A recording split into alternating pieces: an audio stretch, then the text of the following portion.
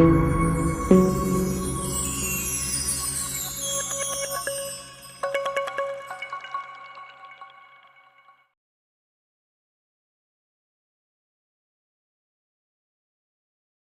Everyone, आप लोग का स्वागत है फिर से एक न्यू वीडियो में एक नई जानकारी के साथ। आज के हम इस वीडियो में दोस्तों निमोनिया के बारे में पूरी जानकारी जानेंगे। आज हम जानेंगे निमोनिया क्या है, ये कितने प्रकार की होती है, निमोनिया के डायग्नोसिस क्या क्या है और इसको सही करने के लिए कौन कौन सी मेडिसिन और इंजेक्शन को दिया जाता है। ये पूरी जानकारी आज के हम इस वीडियो में बहुत ही सरल भाषा में जानेंगे। आपको पता ही होगा दोस्तों, निमोनिया की बीमारी ज़्यादातर सर्दियों में देखने को मिलती है। अगर आप मेडिकल स्टूडेंट हैं या फिर किसी हॉस्पिटल में जॉब करते हैं तो ये जानकारी आपके लिए अत्यंत आवश्यक होने वाली है। तो जानकारी लेने के लिए वीडियो बने रहिए और वीडियो को लास्ट तक देखिएगा। और अगर चैनल पर नए हैं तो चैनल को सब्सक्राइब भी कर लीजिएगा। तो आइए हम सबसे फर्स्ट जानते हैं कि निमोनिया क्या है। तो देखिए, pneumonia is a lungs infection that is a case by pneumococcus bacteria. Pneumonia फेफड़े का संक्रमण होता है जो कि न्यूमोकोकस नामक बैक्टीरिया के कारण होता है। न्यूमोकोकस बैक्टीरिया की इमेज मैं अपने स्क्रीन पर लगा दिया हूं। इसी बैक्टीरिया के कारण निमोनिया होता है। अब आगे जान लेते हैं। Due pneumonia infection start inflammation and swelling in lungs. Pneumonia के संक्रमण के कारण फेफड़ों में इन्फ्लामेशन तथा सूजन आ जाती है दोस्तों। अब आगे जान लेते हैं। Pneumonia also start formation of water in alveoli of lungs. Pneumonia के इन्फेक्शन के कारण एल्वेओलाई के अंदर पानी बनने लगता है। ये देखिए, इस इमेज को देख के आप समझ सकते हैं। ये देखिए, इसको एल्वेओलाई कहा जाता है, जो छोटे छोटे दिख रहे हैं। इसी एल्वेओलाई में निमोनिया के इन्फेक्शन के कारण पानी भरने लगते हैं, जिसको आप लोग कहते हैं फेफड़े में पानी हो गया है। उम्मीद करते हैं यहां तक जानकारी आपको समझ में आ गई होगी। अब आगे चलते हैं टाइप्स ऑफ निमोनिया के बारे में, यानी निमोनिया कितने प्रकार की होती है। तो हम फर्स्ट की बात करते हैं, सेगमेंटल निमोनिया। तो सेगमेंटल निमोनिया क्या है? In this types any one segment और अफेक्टेड। इस प्रकार की निमोनिया में दोस्तों फेफड़े का कोई एक ही भाग प्रभावित होता है, जो कि इमेज में, स्क्रीन पर लगे इमेज में देख के भी आप समझ सकते हैं। यहां देखिए, ये फेफड़े का एक भाग केवल प्रभावित हुआ है, तो इसको आप सेगमेंटल निमोनिया कह सकते हैं। सेकंड की बात करें तो बायलेटरल निमोनिया। अब बायलेटरल निमोनिया क्या होता है? बोथ साइड्स ऑफ लोग सेगमेंट और अफेक्टेड। बायलेटरल निमोनिया में फेफड़े के दोनों तरफ के भाग प्रभावित होते हैं, जो कि आप इस इमेज में देख के समझ सकते हैं। ये देखिए, फेफड़े के दोनों भाग प्रभावित हुए हैं, तो इसको बायलेटरल निमोनिया कहा जाता है। अब आगे जान लेते हैं थर्ड, लोबर निमोनिया के बारे में। अब लोबर निमोनिया क्या होता है? One side lobe completed infected. Lobar pneumonia में फेफड़े का एक तरफ का भाग पूर्ण रूप से प्रभावित हो जाता है, यानी कि इन्फेक्टेड हो जाता है, जो कि आप स्क्रीन पर लगे इमेज को देख के आसानी से समझ सकते हैं। ये देखिए, इस फेफड़े का एक तरफ का भाग पूरा इन्फेक्टेड हो गया है, इसको लोबर निमोनिया कहा जाता है। फोर्थ की बात करें, ब्रोंको निमोनिया। अब ब्रोंको निमोनिया क्या होता है? Formation of dot both sides of lobe. Bronchopneumonia में फेफड़े के दोनों तरफ छोटे छोटे धब्बे जैसे बन जाते हैं, जो कि स्क्रीन पर लगे इस एक्सरे इमेज को देख के आप समझ सकते हैं। यहां पे देखिए, इस व्हाइट व्हाइट धब्बे जैसे दोनों तरफ बन गए हैं, इसको ब्रोंको निमोनिया कहा जाता है। उम्मीद करते हैं दोस्तों यहां तक जानकारी आपको समझ में आ गई होगी। अगर कुछ भी जानकारी समझ में नहीं आई है तो कमेंट करके आप कमेंट बॉक्स में कमेंट करके आप पूछ सकते हैं।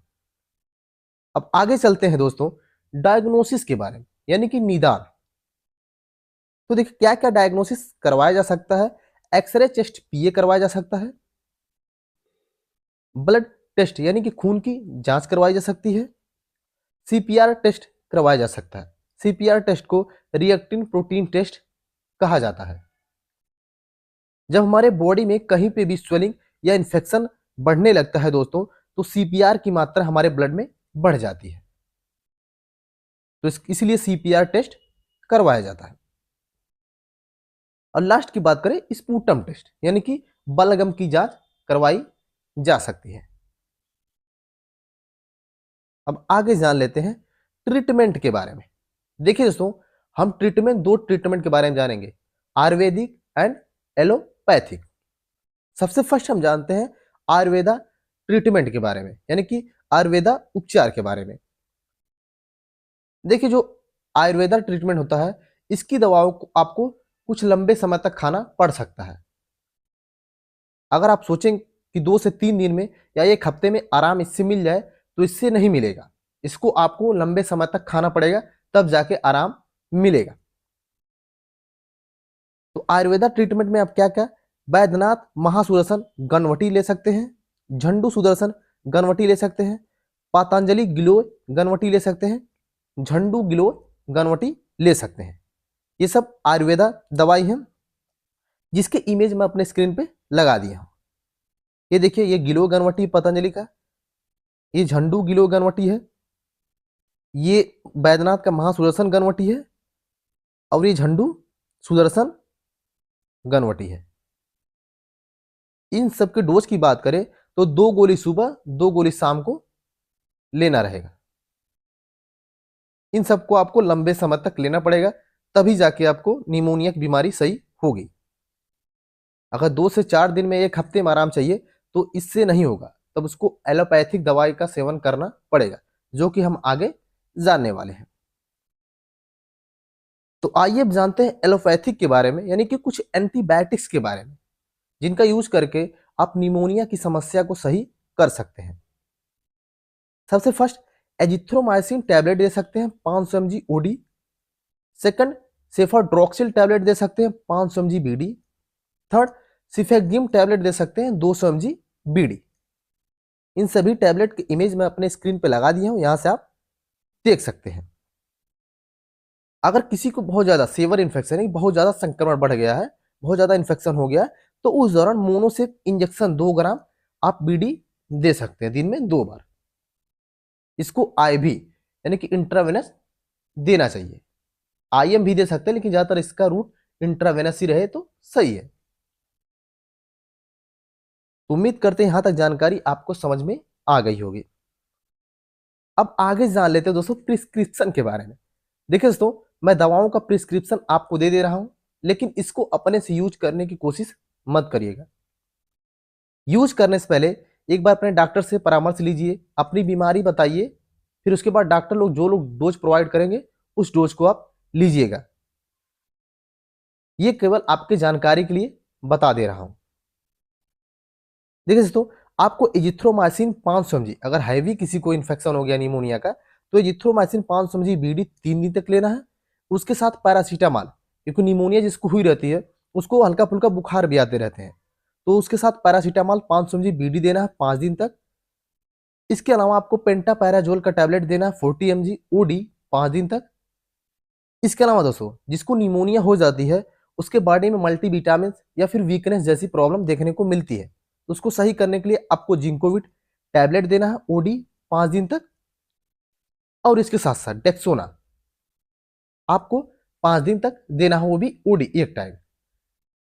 डेक्सोना आपको पता ही होगा, एक प्रकार का स्टेरॉयडल होता है, जो कि घावों को जल्दी हील करने में मदद करता है। और यदि सांस लेने में बहुत ज्यादा दिक्कत हो रही है, तो उस दौरान आपको सल्बूटामॉल सल्फेट का भाप देना, वो भी 4 mg में बीडी सुबह शाम 5 दिन तक। ये थे कुछ दवा का प्रिस्क्रिप्शन, जिसको आप अपने जानकारी के लिए रखिए, अपने से यूज मत करिएगा। यूज करने से पहले एक बार अपने डॉक्टर से परामर्श से सलाह लीजिएगा, फिर उसके बाद ही यूज करिएगा। तो वीडियो कैसा लगा कमेंट करके जरूर बताइएगा। अगर वीडियो अच्छा लगा हो तो लाइक करिएगा, चैनल अपने सब्सक्राइब कर दीजिएगा और अपने फ्रेंड के साथ शेयर करना मत भूलिएगा। तो चलिए मिलते हैं दोस्तों जल्द ही एक ऐसी नई जानकारी के साथ। तब तक ले जय हिंद, वंदे मातरम।